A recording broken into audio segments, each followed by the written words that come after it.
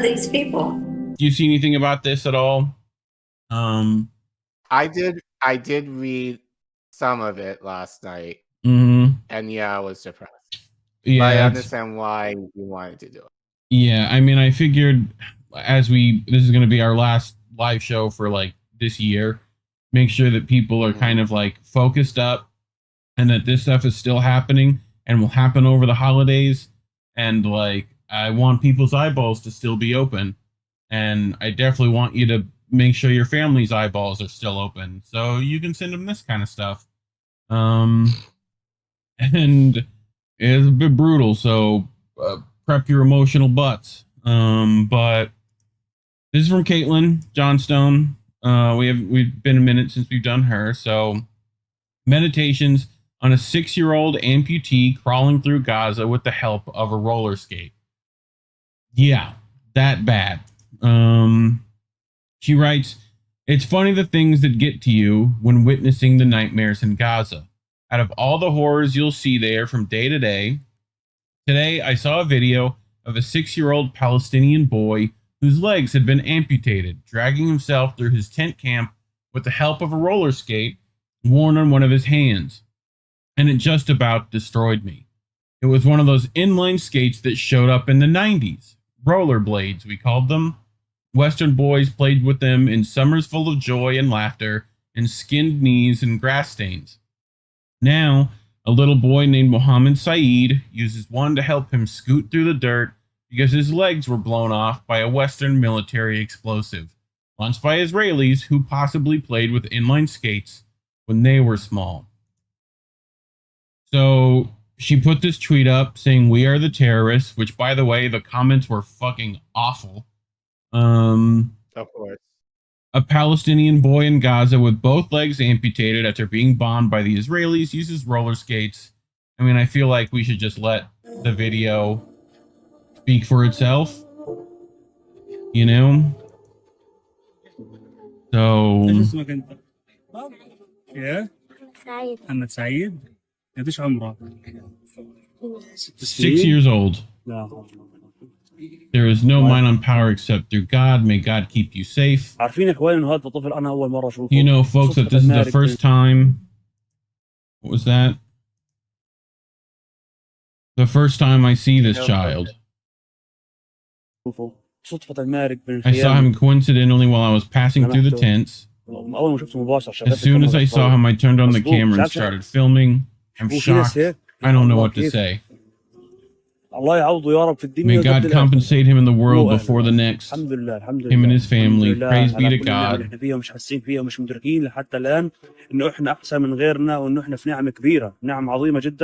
وانه احنا لازم نشكر ربنا كل يوم، نحمد الله كل يوم على النعم اللي احنا فيها. الحمد لله يا اخوان، الحمد لله. ايقنت انه الدنيا هذه ثانيه ومش مستاهله نهائي. So that was the video Caitlin witnessed. Thoughts so far, Care Bear? I mean, it's rough. So, but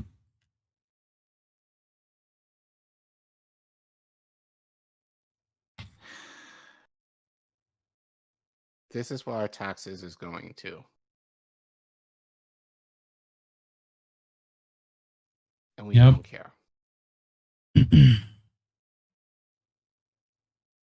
So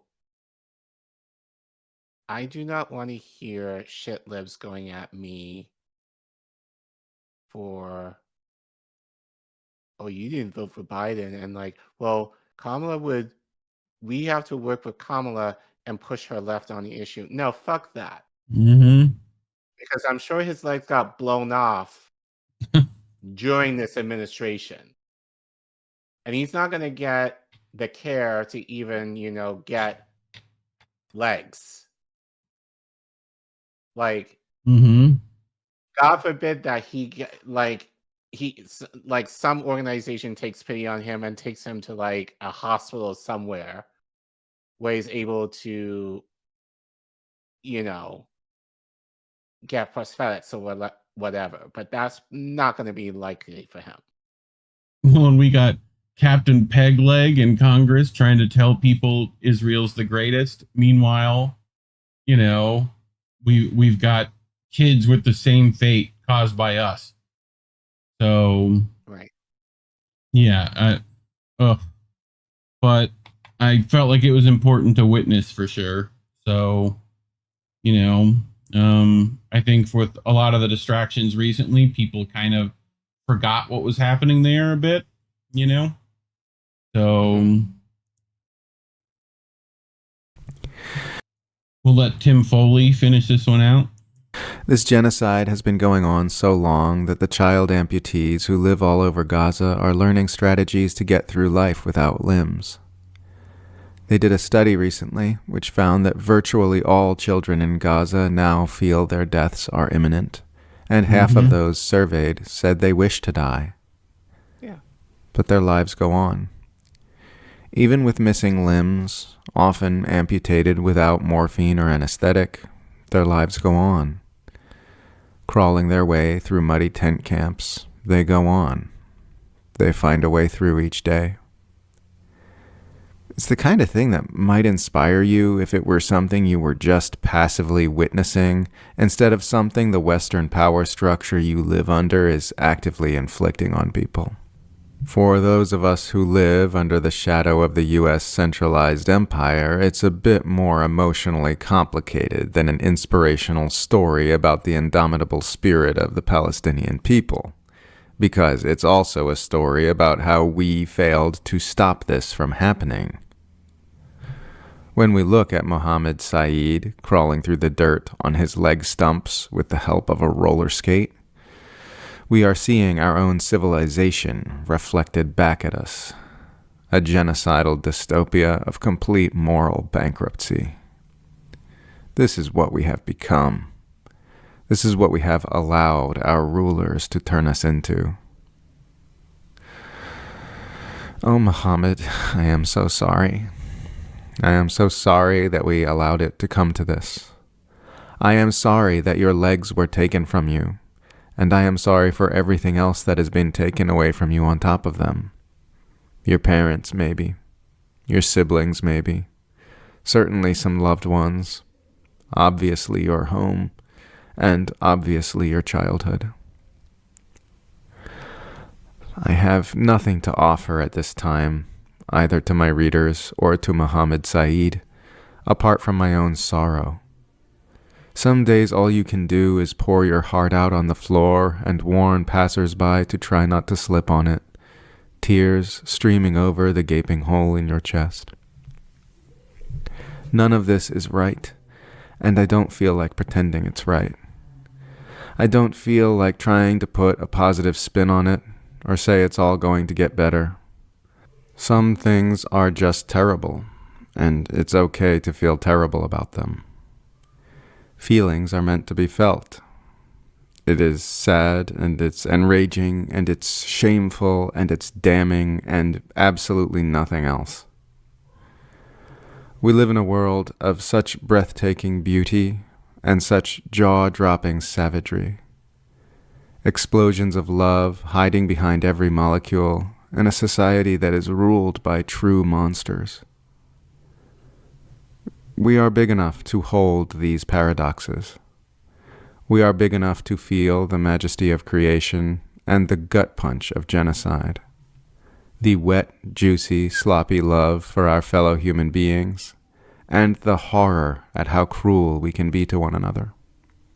The exhilaration of life on this strange blue planet, and the crushing grief of failure after failure to make things a little bit better here. Both the good and the bad are allowed to flourish in this world. Clearly.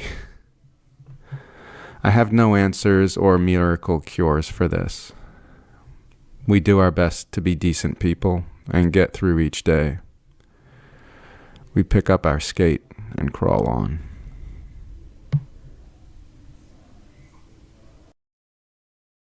Well, gotta keep crawling. That's about as best we can do at the minute. So, Bad Cookies in the chat said, I effing care, Collin. Well, what the fuck am I supposed to do? I have zero power to change any of this. You may not have power to change his life, unfortunately, but you have power to change what you can affect in your own community. And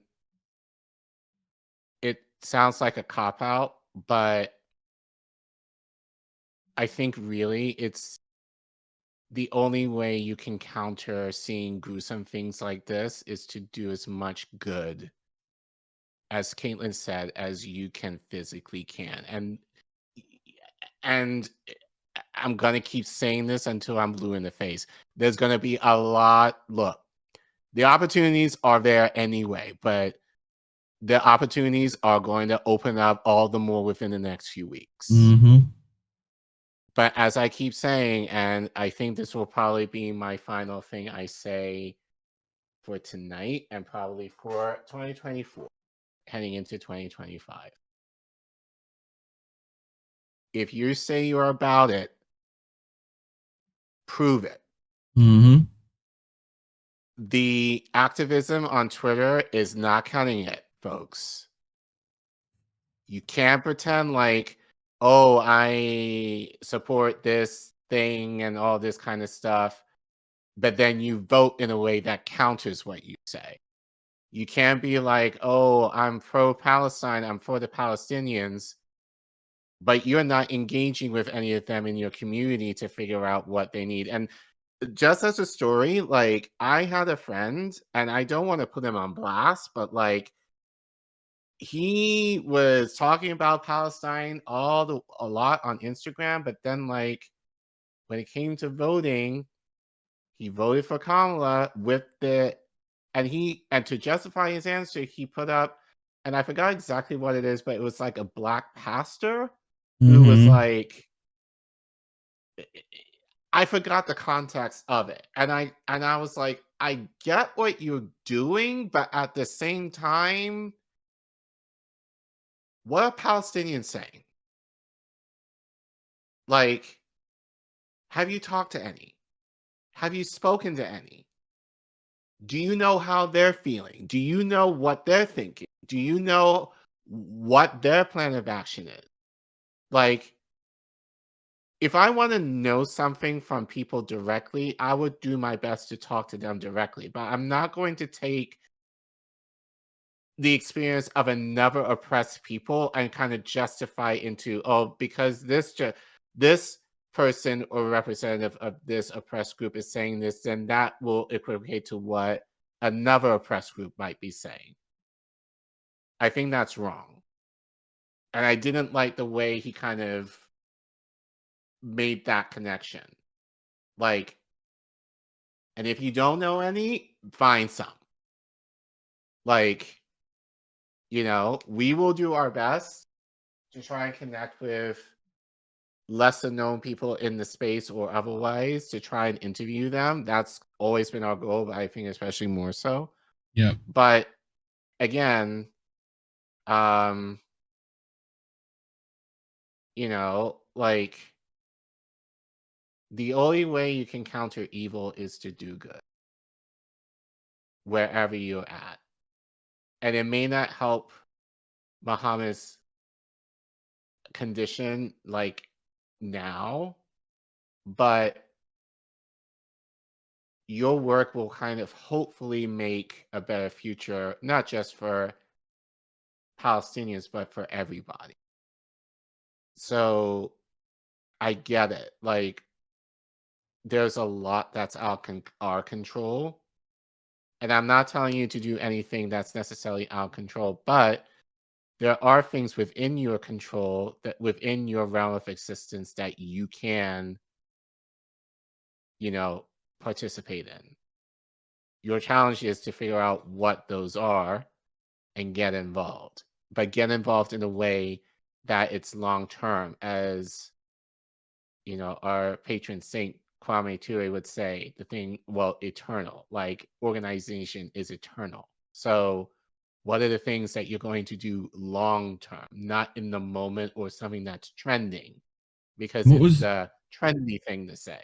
What was that quote I sent you the other day about education from him? I want to do it justice, but I have it, so I'm just gonna... Okay. While you do that, I'll read Misty's last statement to Caitlin on this.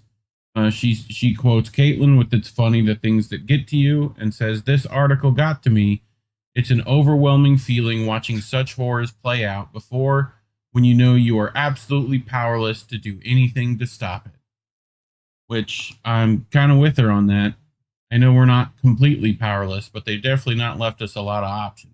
So, but I think that education's a big part of this. I think making people aware is about the best thing you can do right now until America realizes it's at rock bottom. You know? Yeah. So I'll show everybody. I'll show our fam. So this Reef got me this awesome print of Kwame Ture for me for Christmas. So thank you. Yeah, you're welcome. But on the receipt, and you told me this before I got it, but this was the quote that you sent to me. So he said, "The road to empowerment is paved with education." So I think honestly, if I get a second tattoo, I probably might have that on me.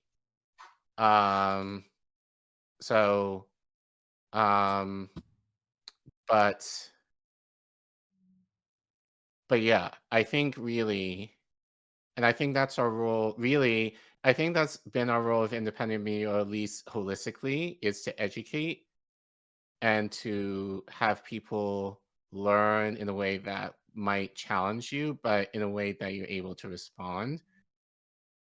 And I think really moving forward, we need to figure out what we need, how we need to respond in a changing system where, as I said, protests, while they were a thing back in the day that did work, are not working. I'm just going to say that. I'm just going to admit that protests don't work because they infiltrate that shit. They will walk in solidarity with you on that shit, and that's what we said in our previous segment. They don't care.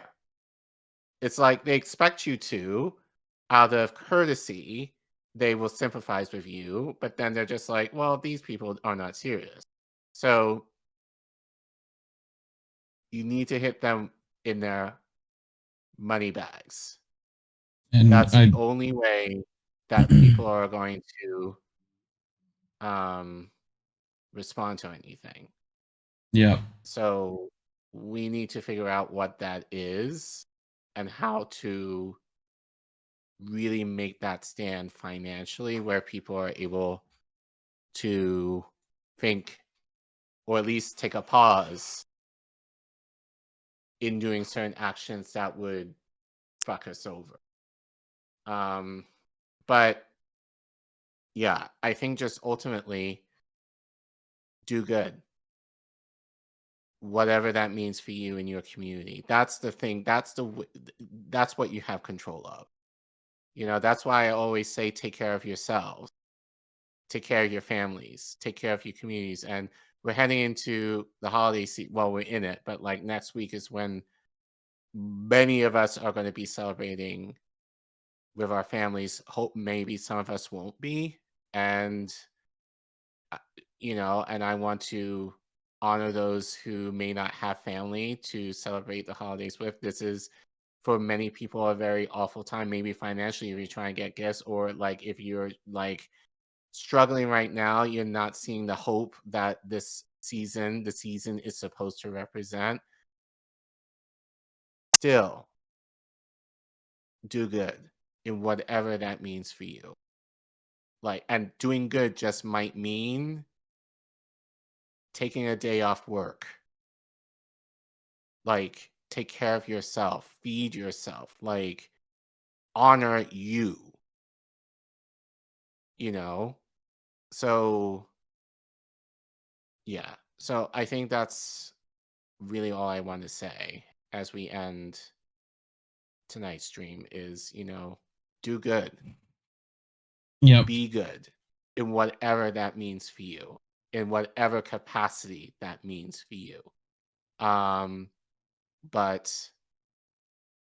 more directly, if you want to show your family the stream, show people this clip, and like and share our Yep. content, please. Like, I don't beg, but I'm not begging, but as we say, we want to do things differently in this. We don't want to be the typical channel where you'll just hear like the trending stories. And again, that might be fine, but we want to do things in an authentic way that reflects who we are. And that's what, YouTube doesn't like. But so that's our commitment to you guys moving forward, is that no matter what happens, that's what we intend to do, and we need support in order for us to do it. So, so please help us in finding the suppression that we have online. Leave a comment. We're heading into the new year. A lot of you are going to make resolutions. Like, I don't believe in that, but think of ways of how you can get active in your community or in your family, whatever that means, and do as much good as possible. And we really appreciate you guys watching our content this year, and continue to help us grow so that we're able to build out. We have, I don't want to say now, but we have plans for 2025 Yep. that we would love to share with you once we got everything up and rolling. But, but we're looking in ways to grow, but grow in a way outside of YouTube. It's very obvious that YouTube is trying to suppress us so that we do not grow to the extent like maybe our other colleagues, which in a way is we kind of consider a badge of honor, because we're actually doing something we believe that is a good thing. And so we need your help to do that. And we really appreciate you guys supporting us this year and in the year to come. And thank you for watching.